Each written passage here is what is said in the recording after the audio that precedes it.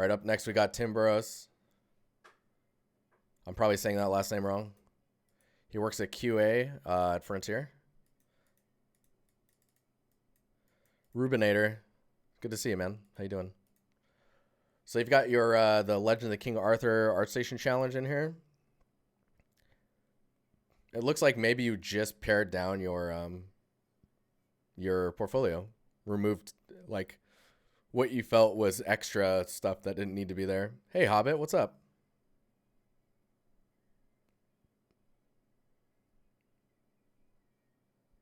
Oh, it is you. I have cut a lot. I mean, XUT and cut is, it's the same, right? Why do I never make the connection that that's you? Do you have any questions specifically? This is pretty cool. There's a couple different ways to approach making this type of stuff now. But I guess with these particular shapes, it might be best to just bake it out like that. The details here, I would say, are really small by comparison to the rest. Like the scale here is pretty good. And I would even just push those details even further out just so they really catch the light. So they're not too subtle. From some leads at Frontier. Dude, nice. Yeah. Having peers that are like literally that you work with is huge. So you could use trim sheets for these, but then if you're doing chipping like this, you would have to do some. If you're doing trim sheets like this, the chipping you would have to, I don't know, model it in, and then you could use a tileable destroyed texture, and then vertex blend that into the rest of the pillar. You could put this damage in the trim sheet, I suppose. You get in some weird stuff up here.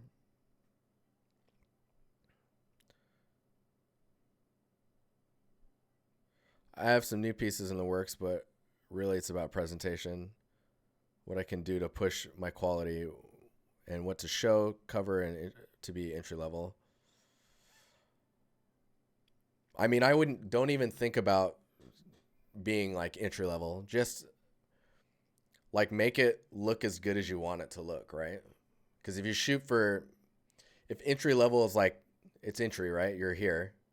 If you want to shoot for entry level, you're only going to push this far. Whereas if you just push for quality that you feel looks good enough, you're probably even going further than entry level. And that's what people want to see is like that you're going for it. It might not hit 100% of the time, and that's okay because that's entry level stuff that's happening. But your ambition is there. This guy's awesome.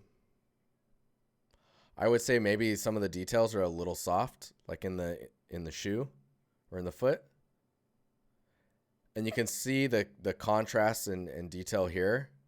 Makes me wish that there was more pop in these like little button type areas where these stick out to give you the highlights and the shadows equivalent to this type of area.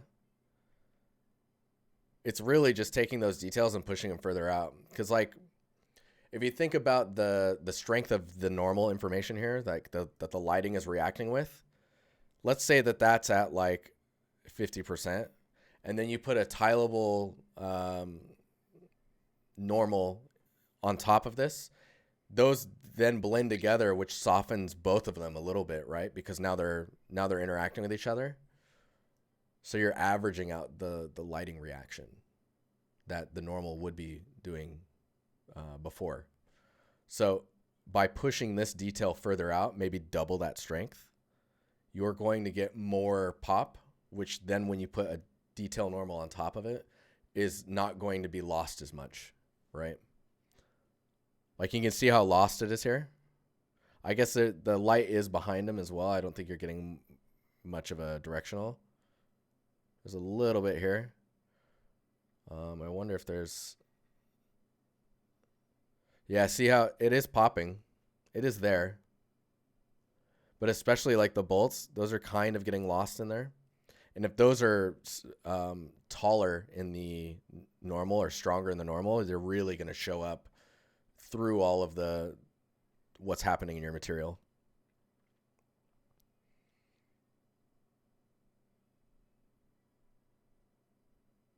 Overall, I really like this though. Wait a minute, what?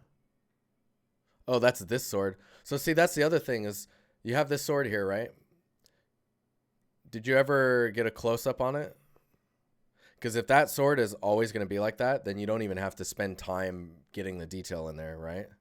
So it's knowing what you're focusing on and framing on. That's really going to make information pop out. This stuff up here, I like this stuff. You got carry. I mean, it's also a good exercise. If you had time for it, why not, right?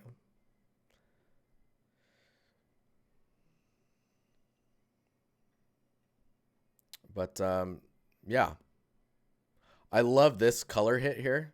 I kind of wish there was more of that in some other areas. There's a little bit here. I wish this was maybe red and this one was red too. Just like reddish orange. And just getting everything, you've got the lighting hitting this, everything is focusing here. The tapering of the sword makes it look like it's not necessarily in the rock. And the rock looks more like a mound of like really dried hard dirt just by the way it's shaped.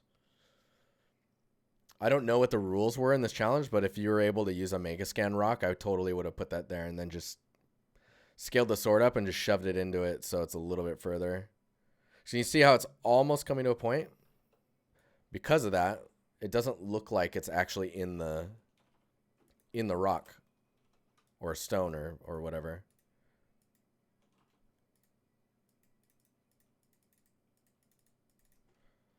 Like you can see, like just thickening it up a bit, it really feels like now it's further in, like, because for it to taper more, it would have to be further or longer.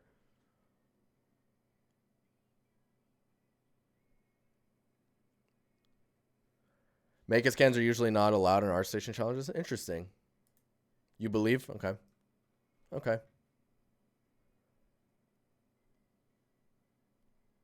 The only other thing I think I would say is when it comes to like how grass is presented in 3D, remember that grass can be taller in some areas and you get those patches where essentially there's more nutrients in the ground. So you can simulate that by making the grass longer or more rich in color. And then shorter in areas where it's kind of weaker. It is weird that there's no like grass over here. Just even little tufts of it around the knee and stuff would be pretty cool. It's like there's nothing growing on this guy basically.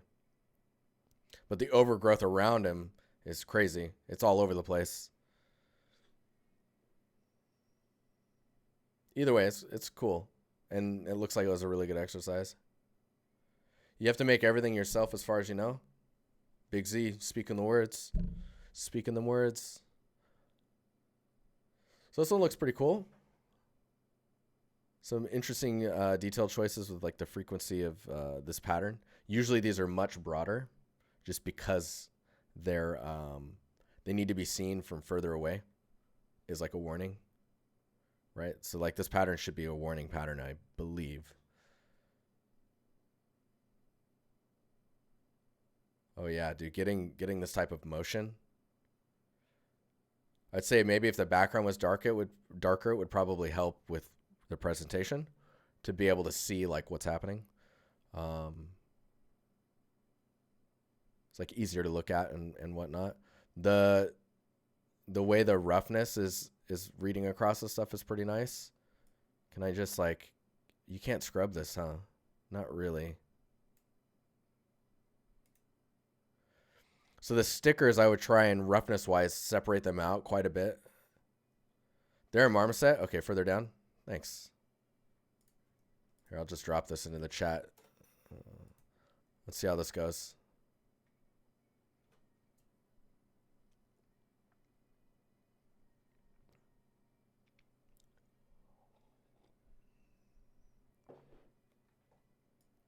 Okay.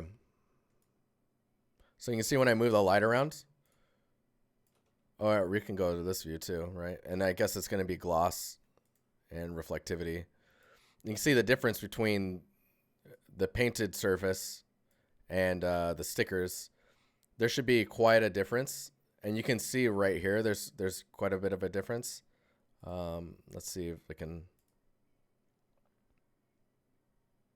This environment might not be the best for displaying that type of stuff. Yeah, see, I would totally get a broader sheen on this, or like a difference in gloss level to the paint, just so that you get that separation and kind of play along the surface, because everything is very, very subtle.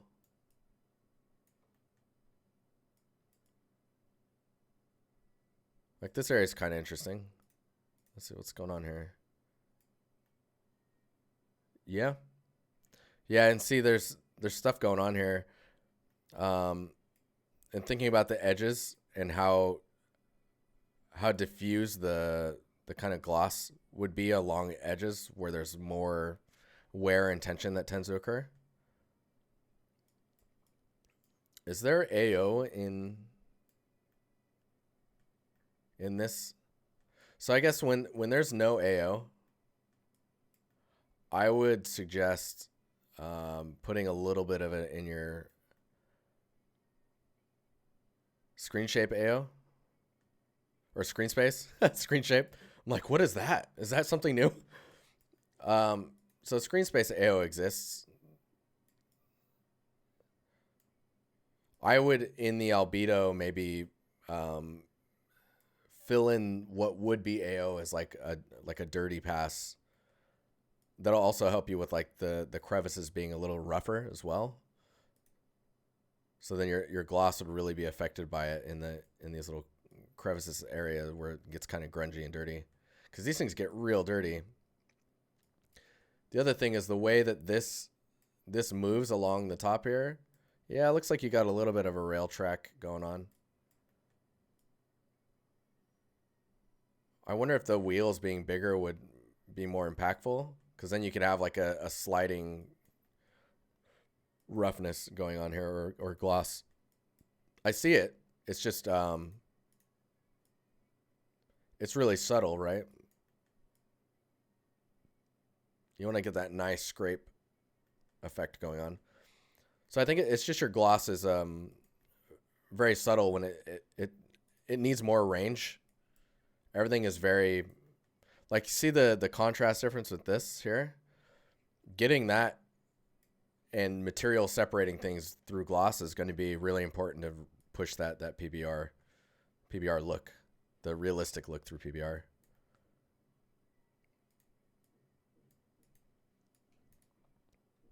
I mean, I would say push it more, just because you're not seeing much of the difference.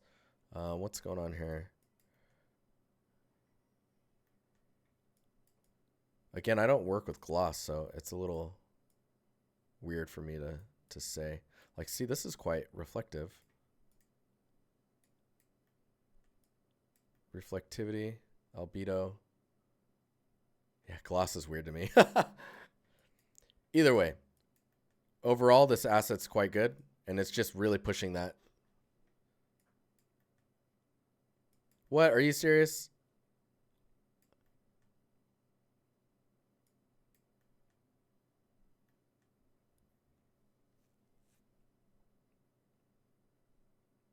Yeah, it becomes pretty glossy because it gets smoothed out quite a bit, right?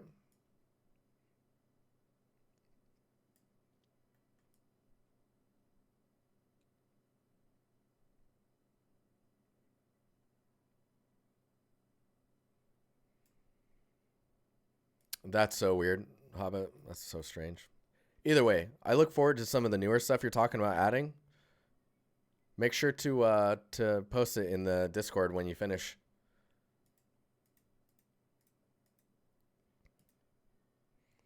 And yeah, we're gonna get to the next one. Do you have any questions, Hobbit, since you're here?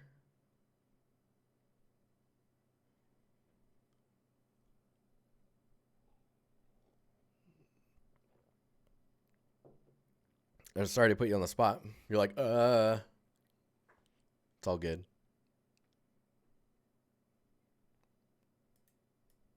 Just gonna move myself here. Just floating in a weird spot. How many pieces should you be aiming for? 3 environments and all the assets from those environments in the same tile. I guess if you're looking to have like a nice filled out portfolio, you could do the 3 environments, and next to each one of those environments a separate tile for a full asset breakdown inside for that environment.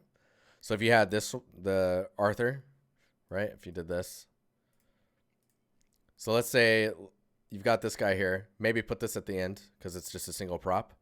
But then you'd have your Arthur here, and then Arthur props, and then the next scene, the next scene, and the next scene. Environment, props, and then your prop that you made here. Now, I only say this so that your portfolio is a little bit more filled out. Obviously, once you add another environment, I would suggest condensing these down and combining them together. Just because it's like how it is in the portfolio to begin with, doesn't mean you can't change it later. Also, maybe if you feel like you're not getting a lot of traction on a piece and you're working on another scene and you need like a break or a breather, you could take this Arthur one and change the thumbnail. Vaughn, I have not. We could look at that if we have time. I don't think we will, but maybe. But imagine changing this thumbnail after, I don't know, once it's been posted for a month. Like experiment with a few thumbnails and find 2 that you really like, and then you could switch it later, just so that you feel like your portfolio is alive and you know is shifting and changing. You get a little bit of a gratification too from just updating stuff. But don't waste time changing your thumbnails all the time. I would suggest only doing that once, if ever. But yeah.